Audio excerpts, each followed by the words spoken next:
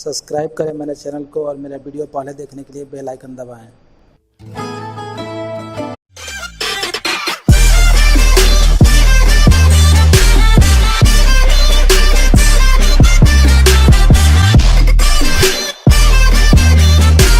Hello friend, आज हम लोग बात करते हैं 5S के बारे में।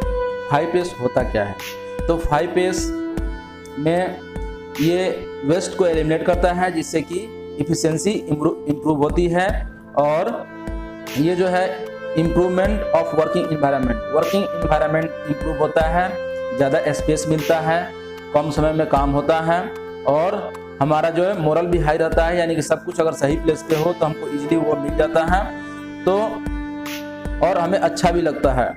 तो ये वेस्ट कौन कौन सा होता है? मूरा, मूरी और मूडा, यानी कि अनइवननेस, ओवरबर्डन और वेस्ट। ये हमारा 3 वेस्ट है। इसी को एलिमिनेट करके और प्रोडक्टिविटी या वर्किंग इफिशिएंसी हम लोग बढ़ाते हैं।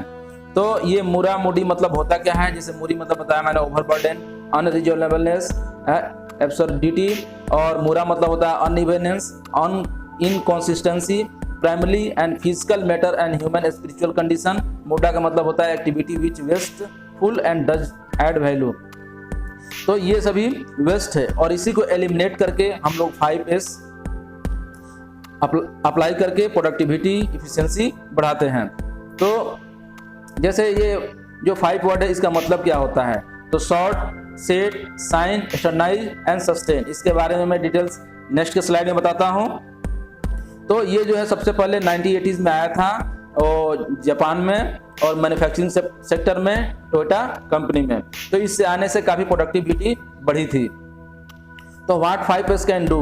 तो 5S जो है ये एक पार्टिसिपेशन है, इसमें सभी वर्कर, सभी एम्प्लॉय, सभी का, यानी कि जो भी स्टाफ है, जो भी ऑर्गेनाइजेशन में जो भी मेंबर्स हैं वो सभी का पार्टिसिपेशन बहुत ज़रूरी है। बिना पार्टिसिपेशन के 5S को अच्छे से अप्लाई नहीं कर सकते हैं। और 5S ये कहीं भी अप्लाई हो सकता है, ये जरूर नहीं है कि इंडस्ट्री में, ये किधर भी, आप घर में रहें, आप कहीं भी रहें, तो ये 5S अप्रोच आपको बहुत काम आएगा।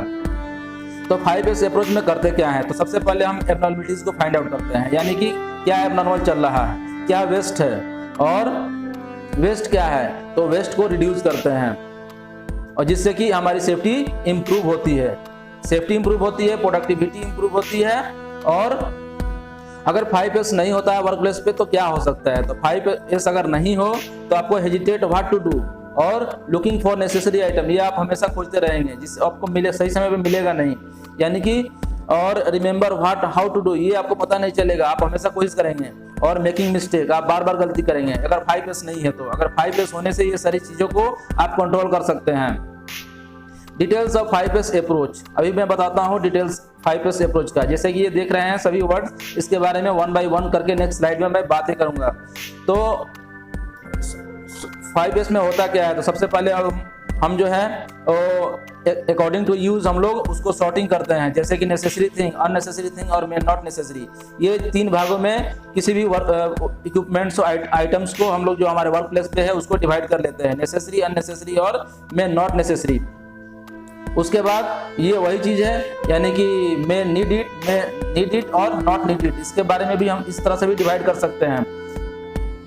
उसके बाद जो भी उसमें अननेसेसरी आइटम है उसको रेड टैग लगा देते हैं और मूव अननेसेसरी आइटम, जो अननेसेसरी आइटम है उसको मूव करके किसी अलग जगह पे रख लेते हैं, यानी कि जो हमारे यूज में नहीं है उसको अलग रख लेते हैं। और फिर ये वैल्यूएबल जो फ्लोर स्पेस है तो उसको हम लोग क्या करते हैं, फ्री कर लेते हैं, जिससे कि स्पेस यूटिलाइजेशन बढ़ जाए। और एबनॉर्मलिटी ऑफ इक्विपमेंट, जो इक्विपमेंट आउट ऑफ ऑर्डर है, जिसका यूज नहीं हो रहा है, उसको हम लोग अलग रख देंगे और जो यूज में है वो सामने रखेंगे, जिससे कि हमें उसको यूज करने में आसानी हो जाती है। जैसे कि ये सब चीज अगर कोई वेस्ट है या इसको हम लोग कैसे कैटेगराइज कर रहे हैं, यहाँ आप देख रहे हैं। दूसरा है सेट। सेट मतलब क्या होता है? तो सेट इन ऑर्डर, यानी कि उसको अच्छी जगह से रखना, यानी कि जैसे कि कोई चीज ज्यादा यूज में है तो इफिशिएंट और इफेक्टिव स्टोरेज उसका करना है सही से, और जिस चीज़ को हमको ज़्यादा ज़रूरत है उसको ऐसे जगह पर रखना है कि जहाँ पे हम लोग देख सकें और जहाँ पे टेक आउट इजली और रिटर्न कर सके, यानी कि उसको हमारा जो एक्सेस है उस इक्विपमेंट का या उस आइटम का वो सामने होना चाहिए और this will save time and energy to look for sometimes. इससे हमारा एनर्जी बचता है। सपोज किसी टूल की बहुत ज़रूरत है तो उसको सामने रख दिए, सामने रखने से क्या है, उसको बहुत जल्दी हम लोग उसको देख सकते हैं, यूज कर सकते हैं और हमें उसको खोजने में भी आसानी होगी। तो सेटिंग एक्टिविटीज़, ये कैसे सेटिंग करने हैं उसका एक एक्टिविटीज़ दिया हुआ है, मैं इसमें डिटेल्स में चर्चा नहीं कर रहा हूँ।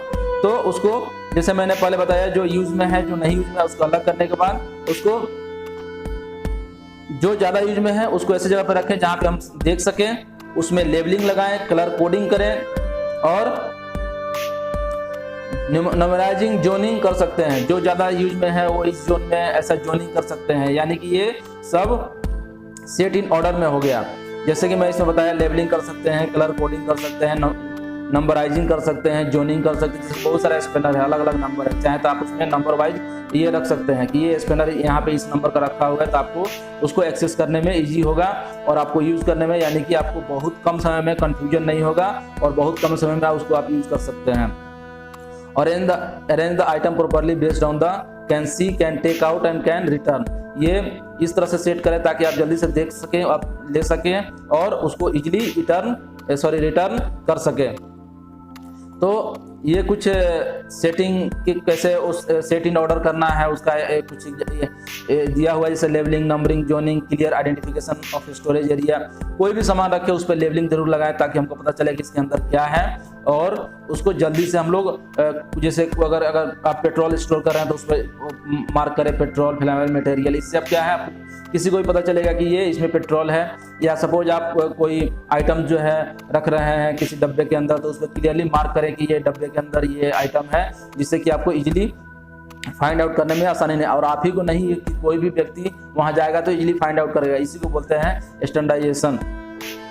ये जैसे कुछ एग्जाम्पल हैं, बिफोर आफ्टर, आपको 5S जो सेट इन ऑर्डर किया है, सॉर्टिंग किया और सेट इन ऑर्डर किया, उससे कुछ एग्जांपल्स हैं। जैसे ये पहले जो अलमीरा दिख रहा है इस तरह का है, जो कपबोर्ड दिख रहा है इस तरह का है, उसमें हम लोग यहाँ पे सॉर्टिंग किए और सॉर्टिंग करने के बाद यहाँ पे सेट इन ऑर्डर, यानी कि बिफोर 5S और आफ्टर 5S क्या चेंज हुआ आप देख सकते हैं। ये बिफोर 5S है, ये आफ्टर 5S है, तो आपको क्लियरली पता चल जाएगा कि 5S क्या इंप्रूवमेंट लाया आपके वर्क प्लेस पे। तो उसके बाद आती है बात साइन की। तो साइन मतलब क्या? तो साइन मतलब कि उस पर कोई डस्ट नहीं होना चाहिए, फ्लोर पे, मशीन पे, इक्विपमेंट पे, यानी कि जो भी इक्विपमेंट है आपको उसको क्लीन रखें। और it will create ownership and build pride in the workers. ये जो है वर्कर्स में एक ऑनरशिप लाता है। तो हमको कोई भी चीज़ है उसको क्लीन रखने हैं, जिससे कि हमको अच्छे से पता चले, हमें भी अच्छा लगता है कि सभी चीज़ जो है वो अच्छा दिख रहा है। तो साइनिंग एक्टिविटी में क्या है, जैसे फ्लोर, विंडो, वॉल, ये सभी क्लीन होने चाहिए। Clean and maintain office, autonomous machine, medical equipment, जो भी इक्विपमेंट है, डेवलप फ्लो रेगुलर क्लीनिंग, और रेगुलर क्लीनिंग जो है अपनाना चाहिए।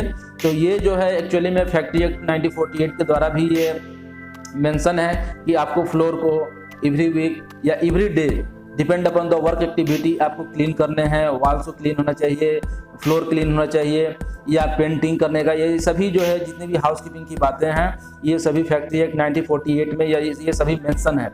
तो आप, ये हमारा लीगल रिक्वायरमेंट भी है कि हम जो है किसी चीज़ को, किसी मशीनरी को या किसी इक्विपमेंट को या फ्लोर को, वॉल को, ये क्लीन करना ये लीगल रिक्वायरमेंट है अकॉर्डिंग टू फैक्ट्री एक्ट 1948। अगर आप नहीं क्लीन करते हैं तो आपको इस पे इन्फोर्समेंट एक्शन भी हो सकता है। उसके बाद ये साइनिंग एक्टिविटी क्या है, तो जैसे कि डेली फ्लोर स्वीपिंग, ये है regular cleaning, periodical checkup, changes of in equipment, ये सभी जो है। जैसे एक एग्जांपल देता हूँ, जैसे ये हमारे जो भी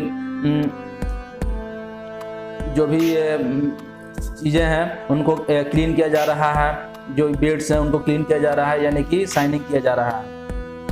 स्टैंडर्डाइज का मतलब क्या होता है? तो स्टैंडर्डाइज मतलब क्या है, जिसे 1 to 3 जो बताया मैंने एस के बारे में, जो उसको करने के बाद take activity part in the development of the standards, यानी कि उसमें लेबलिंग लगाना, नंबरिंग करना, ये सभी जो है स्टैंडर्डाइज एक्टिविटी में आता है। यानी कि develop mechanism to standardize S1 to S3 implement for continuation.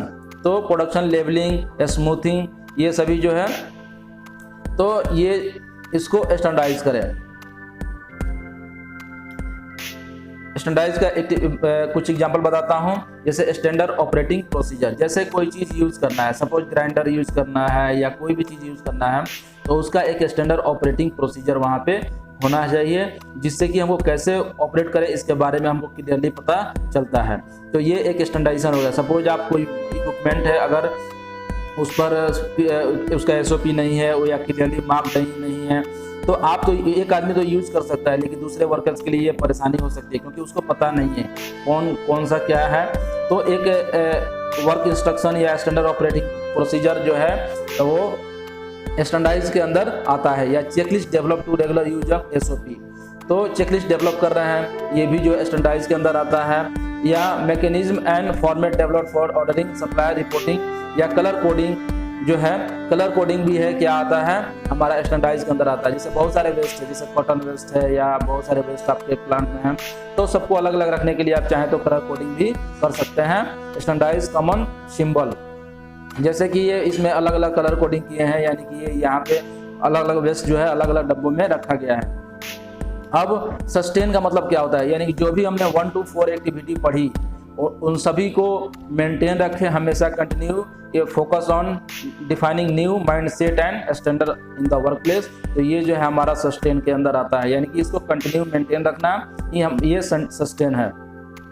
तो सस्टेनेबिलिटी एक्टिविटी क्या है, जैसे कि इम्प्रूवमेंट हमने किया, सपोज एक टाइम जो है सबसे जोड़ लगा के एक्टिविटी हमने किया और इम्प्रूवमेंट आया, फिर हमने क्या करना, इसको प्रिवेंट फॉल बैक, यानी कि वापस आने से इसको रोकना भी है और फर्दर इम्प्रूवमेंट के लिए हमेशा कोशिश करना है। तो जैसे आपकी 3 इसमें आप जो देख रहे हैं, तो improvement, prevent, fall back and further improvement. Example of sustain activity, regular progress reporting और रिफ्रेशर ट्रेनिंग भी होनी चाहिए और पेडिकल इवेल्युएशन होना चाहिए, ये सभी सस्टेन के अंदर। और अवार्ड देने से ये क्या है कि और जो है फर्दर डेवलपमेंट हो पाती हैं। तो ये सभी करके हमको किसी भी चीज़ को या 5S को सस्टेन कर सकते हैं। तो इसका टारगेट क्या है, 5S का टारगेट जो है ये 0 change over leading to product service और diversification, 0 defect, 0 waste, 0 delay, 0 injury और 0 ब्रेकडाउन। ये जो है 6 चीज़ें जो है 5S अगर आप करते हैं तो यही हमारा टारगेट रहता है कि 0 चेंज ओवर होना चाहिए, product service and diversification, 0 defect हो जाता है जिससे कि higher leading to higher quality, 0 waste जिससे लोअर कॉस्ट होता है, 0 डिले जिससे टाइम डिलीवरी होती है या टाइम की बचत होती है और अपना टारगेट अचीव कर पाते हैं, 0 इंजरी यानी कि ये प्रोमोट सेफ्टी को इम्प्रूव करता है, सेफ्टी प्रोमोट करता है, और 0 ब्रेकडाउन यानी कि ये बेटर मेंटेनेंस देता है।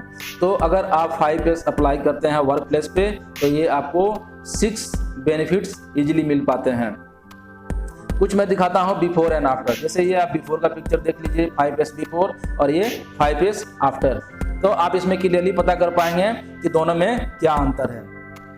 जैसे ये देखिए बिफोर एंड आफ्टर का पिक्चर, ये कैसे मटेरियल्स को रखा गया है और आफ्टर कैसे मटेरियल्स को रखा गया है। ये बिफोर 5S और ये आफ्टर 5S, यानी कि ये जो हमारा अलमीरा है वो कैसे रखा गया है इसमें आइटम्स को बिफोर 5S और आफ्टर 5S, इसका क्या कंडीशन है। तो आप क्लियरली पता कर पाते हैं कि बिफोर एंड आफ्टर 5S क्या चेंजिंग आता है। ये मशीनरी देखिए बिफोर 5S है, ये आफ्टर 5S है, तो इसमें क्या चेंजिंग आया है ये आप क्लियरली पता कर सकते हैं। तो ये देखिए प्लांट है, ये before 5S and after 5S। यहाँ जैसे देख रहे हैं कि ये कहीं भी आइटम रखा हुआ है और शाइनिंग नहीं है, क्लीनिंग नहीं है। और आफ्टर देखिए ये क्लियरली मार्क्ड है, सब कुछ क्लियरली मार्क्ड है, सभी अपने ऑर्डर में हैं और सभी अपने जगह पे रखे हुए हैं। ये देखिए after before 5S and after 5S क्या डिफरेंस है आपको क्लियरली पता चल जाएगा। जैसे मैंने 5S के बारे में बताया तो आप यहाँ पे क्लियरली पता कर सकते हैं। ये before 5S and after 5S आप डिफरेंस पता कर सकते हैं यहाँ भी। ये देखिए before 5S and after 5S, तो किस तरह से आइटम्स रखे हुए हैं, आपको इसमें किसी भी आइटम्स को खोजने के लिए बहुत दिखते होंगे। ये आफ्टर 5S आप देख सकते हैं, तो ये आप दोनों में डिफरेंस यहाँ पे पता कर सकते हैं। तो थैंक यू फॉर वाचिंग। और अगर किसी तरह का डाउट हो या किसी तरह का इसमें आपको कोई चीज़ अच्छी ना लगे या अच्छी लगे तो कृपया कमेंट करें, सब्सक्राइब करें और अपने दोस्तों के साथ शेयर करें। तो धन्यवाद।